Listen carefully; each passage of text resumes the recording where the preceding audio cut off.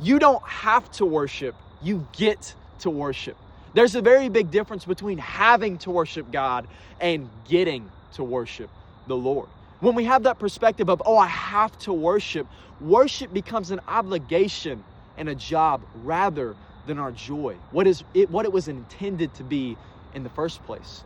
There are so many countries around the world where believers gather in church, where believers walk miles upon miles upon miles every Sunday morning to gather to worship the Lord. And in some countries, in the face of persecution, that they may in fact face death just for gathering to worship Him.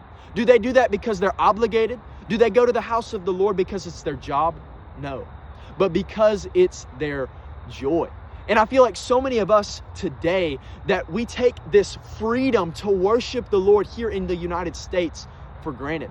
That we go into church just walking in and expecting, oh God, what can you do for me? What can you do in my life? And there's nothing wrong walking in expecting the Lord to move in your life. But whenever your worship just becomes about you, you've lost the point. Because our worship is meant to be vertical.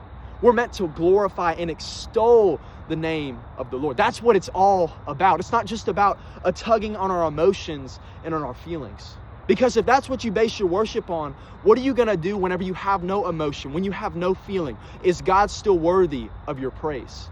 The Bible tells us in Psalm 100 how our hearts should be postured in our worship.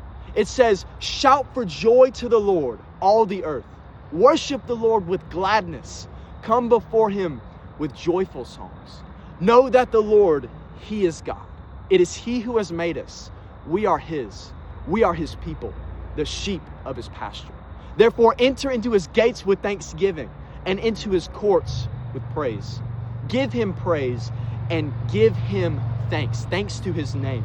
But why do we do all this? Why do we worship Him with gladness? Why do we come before Him with joyful songs, with thanksgiving and praise? Why do we do this? Well, verse 5 tells us, for the Lord, He is good, and His love endures forever.